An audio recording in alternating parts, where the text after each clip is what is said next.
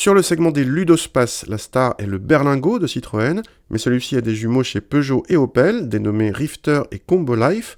Le Life indique que nous sommes en présence de la version VP, comme véhicule particulier, et non pas un véhicule utilitaire. Les différences entre ces trois jumeaux tiennent au design et aux définitions d'équipement, mais la partie technique est identique. Notre modèle d'essai utilise ainsi le même diesel de 130 chevaux, appelé Blue HDI chez ses frères, et la même boîte auto à 8 rapports, baptisée EAT8 sur les Berlingo et Rifter. Et comme eux, le Combo Life existe en deux longueurs, 4,40 m et 4,75 m. Nous essayons ici la version courte, en finition élégance, qui constitue le haut de gamme sur ce ludospace Opel.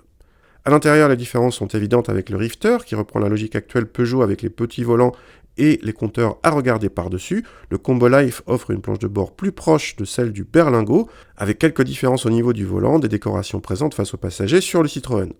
Les selleries sont également différentes, plus valorisantes chez le français. L'équipement est en revanche assez complet, surtout sur cette version haut de gamme, avec GPS, Bluetooth, freinage d'urgence automatique, impensable il y a quelques années sur un ludospace. Les plastiques sont tous durs, comme dans tous les ludospaces qui n'ont aucune prétention luxueuse. On trouve de nombreux rangements en série ou en option, dont celui en hauteur, translucide, qui court vers les places arrière. Celles-ci sont constituées de 3 sièges individuels rabattables, mais pas coulissants, où l'habitabilité est excellente. À noter que depuis cette génération, les vitres arrière peuvent se baisser électriquement. Le coffre bénéficie d'une lunette arrière à ouverture séparée et peut accueillir en option une troisième rangée de passagers, absente ici. Le volume s'établit à un peu plus de 600 décimètres cubes, comme chez ses frères, et la boîte située sous le pavillon est accessible depuis le haillon ou les places arrière, très pratique. Cet Opel Combo Life est donc un frère jumeau technique des Berlingo et Rifter. La différence majeure au volant se sent surtout en comparaison avec le Rifter, qui a le petit volant, donc pour lequel, quand il faut tourner, on a moins de mouvements à faire, et ce qui donne toujours cette sensation d'agilité. Ici, c'est comme le Berlingo. On a un engin qui est basé sur la plateforme MP2, mais la même que la 308, que le 3008 ou que le C4 Space Tourer. Pas question de dynamisme. De toute façon, on a un engin qui fait plus d'1,80 m de haut, donc ça prend du roulis.